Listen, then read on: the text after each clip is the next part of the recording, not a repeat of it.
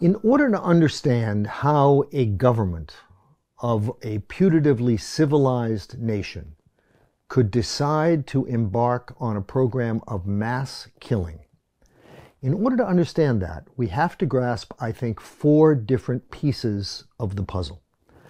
The first is what I would call the logic or the momentum of Nazi ideology. After all, the Nazis described Jews in terms that imply murder. Jews were depicted as vermin. They were depicted as tubercular germs.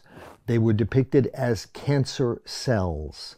These are all things that are mortally dangerous to the people or individuals or nationalities to which they attach themselves. And they are things that have to be extirpated. So in the logic of Nazi ideology, there was always an inbuilt potential for murder.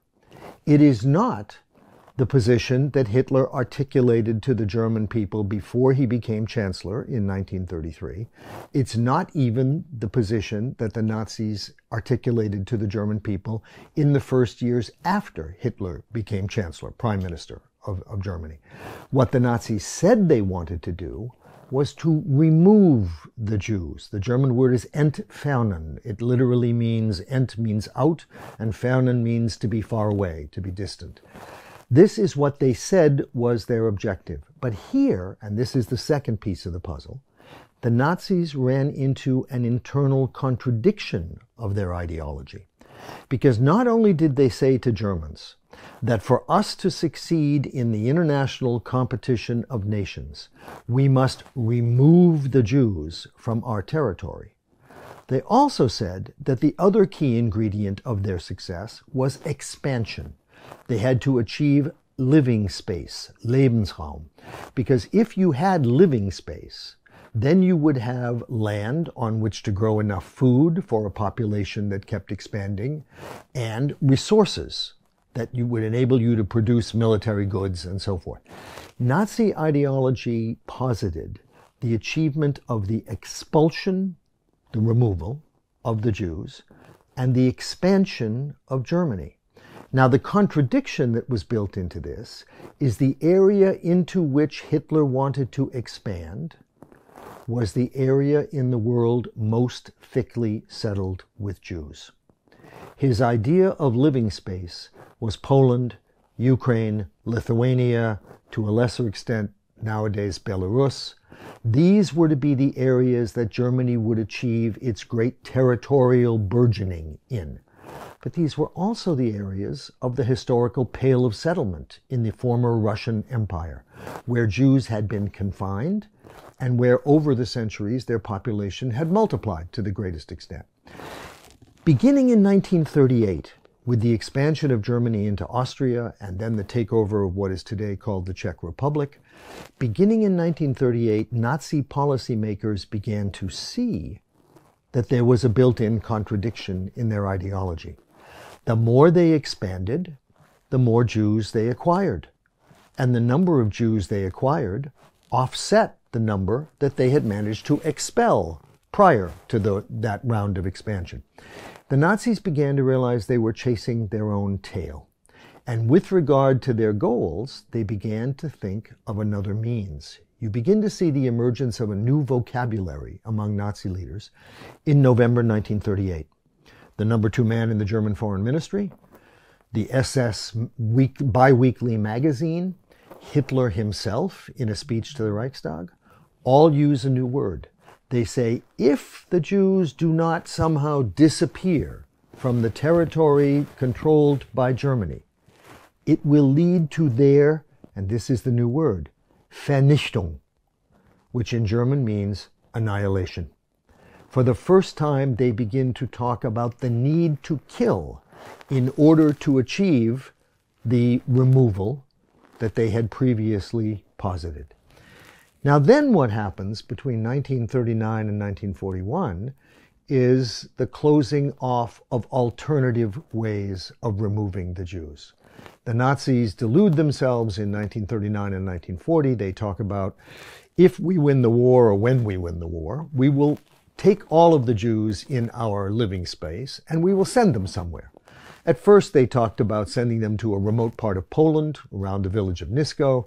Then they talked about, after the victory over France in 1940, they talked about sending all the Jews to the island of Madagascar, off the East African coast, which had been a French colonial territory.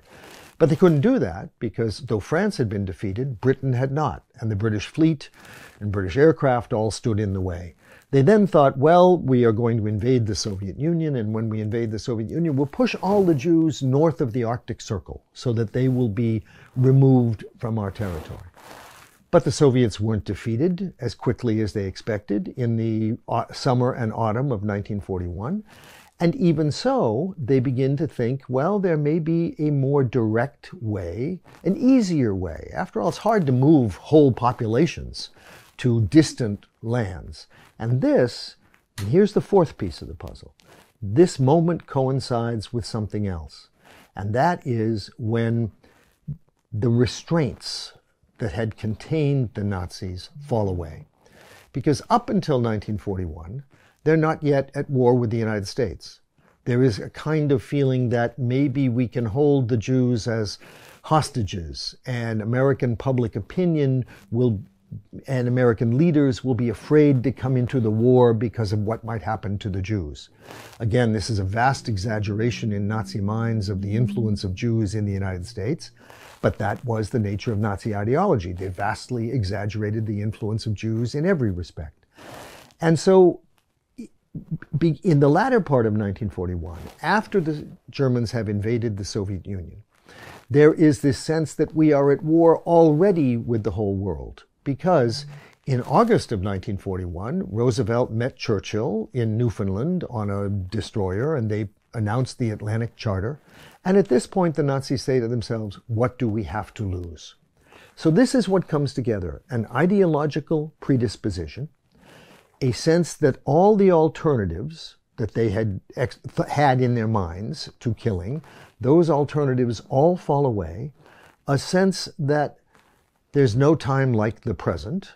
And then, of course, what they realize in the autumn of 1941, and this is, if you will, almost a fifth piece of the puzzle, is we can do this. We already have the means to kill large numbers of people en masse, because they had tested gassing with carbon monoxide on mentally ill and physically handicapped Germans in 1940, and then Poles who were in parts of Poland next to Germany.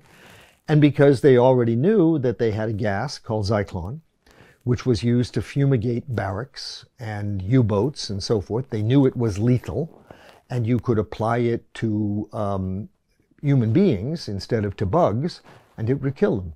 So all of these elements, if you will, come together. They, in an odd way, congeal in August, September, and October of 1941. And then the Germans throw the switches, if you will. They decide this is going to be the policy we follow.